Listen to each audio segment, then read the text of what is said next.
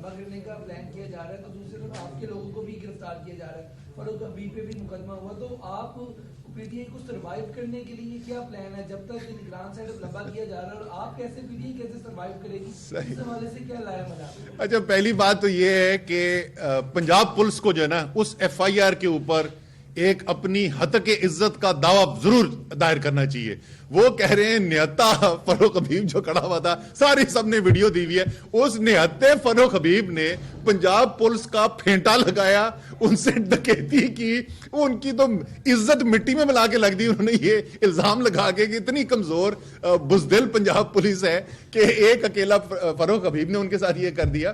فاروق حبیب اچھا دلیر آدمی ہے اور ایک غیر قانونی طریقے سے ہائی کورٹ کے جج کے فیصلے کی خلاف ورزی کرتے ہوئے، آپ کو پتا ہے، آپ لوگ بہت سارے آپ میں سے ہائی کورٹ کو بھی کور کرتے ہیں، 3 دفعہ جج صاحب نے 2 ٹوک فیصلہ دیا تھا کہ فواد چودھری کو میرے سامنے پیش کیا جائے، اور جج کی ہائی کورٹ کی رولنگ کو، اس فیصلے کو کی خلاف ورزی کرتے ہوئے، کھلم کھلا غیر قانونی طریقے سے خلاف ورزی کرتے ہوئے اس کو لاہور سے باہر لے جا رہے تھے. اس لیے فاروق حبیب نے وہاں پر ان کو روکنے کی کوشش کی تھی. وہ ایک جج کے آرڈر کی خلاف ورزی کو سپورٹ کر رہا، مطلب اپنی عدلیہ کے ساتھ کھڑا ہو رہا تھا، صرف فواد چودھری نہیں، وہ اپنی عدلیہ کے ساتھ کھڑا ہو رہا تھا. کیسے ہم کریں گے؟ دیکھو، مجھ سے کل بھی یہ کسی نے سوال پوچھا کہ جی یہ تو بڑے مشکل حالات ہیں، تو وہ اور بھی لسٹیں بن رہی ہیں تو آپ کو اٹھا لیا جائے گا. یہ ہمارے لیے کوئی تعجب کی بات نہیں ہے. جس وقت ہم یہ فیصلہ کر رہے تھے نا اسمبلیاں توڑنے کا، اس وقت ہمیں لوگوں نے یہ کہا تھا کہ دیکھیں آپ کے اوپر پھر ظلم ہوگا. یہ سامنے دیکھتے ہوئے سمجھتے ہوئے یہ فیصلہ کیا گیا. یہ ذرا کان کھول کر سن لیں، آپ جو ڈرانے کی کوشش کر رہے ہیں، یہ سوچتے ہوئے ہم نے یہ فیصلہ کیا تھا، سمجھتے ہوئے کہ یہ خطرہ ہے کہ سیاسی انتقامی کارروائیاں کی جائیں گی. لیکن 2 راستے تھے ہمارے پاس.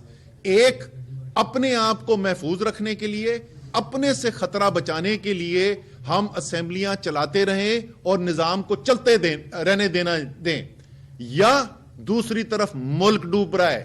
وہاں پہ صرف تحریک انصاف کے چند لیڈرز کی بات نہیں ہے، وہاں اسد عمر اور فواد چودھری کے صرف گرفتار ہونے کی بات نہیں ہے، ادھر 22 کروڑ عوام کا مستقبل داؤ پہ لگا ہوا ہے.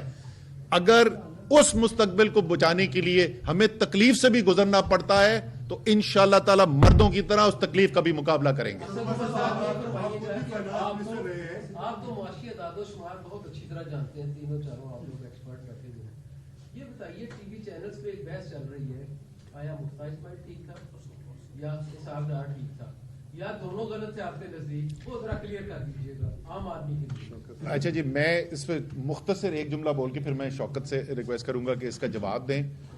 میں تو صرف یہ سن رہا ہوں کہ مفتاح اسماعیل نے ثابت کر دیا کہ اسحاق ڈار نے بیڑا غرق کر دیا، اور اسحاق ڈار ثابت کر چکا ہے کہ مفتاح اسماعیل نے بیڑا غرق کر دیا. باقی شوکت ترین صاحب بتائیں گے. دیکھیں جی، اگر دونوں ایک دوسرے کو کہہ رہے ہیں کہ بیڑا غرق کر دیا اور بیڑا غرق ہو گیا تو پھر جواب صاف ظاہر ہے. دونوں نے ہی بیڑا غرق کیا ہے.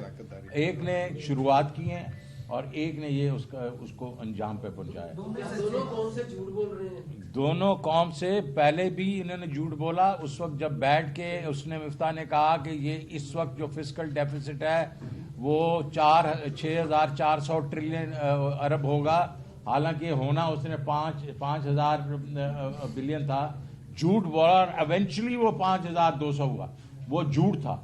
پھر جب اس نے کہا کہ آپ کا کرنٹ اکاؤنٹ ڈیفیسٹ 22 ارب ڈالر ہوگا، اور وہ ہمیں پتا تھا کہ وہ 16-17 سے اوپر نہیں جائے گا، وہ جھوٹ بولا لوگوں کو ڈرانے کے لیے، تو وہ تو اس کے گلے میں پڑ گیا. وہ سارا کچھ اس کے گلے میں پڑا ہے، کیونکہ آئی ایم ایف نے پھر کہا کہ اچھا بھائی اگر اتنی خراب حالات ہیں تو آؤ یہ تمہاری جو ابھی ہم کنڈیشنالٹیز ڈالیں گے اور سخت کرتے ہیں. تو اس نے اس قسم سے جو عوام کو دھوکہ دیا اور اکانومی کو غلط سائڈ پہ لے کے چلا گیا.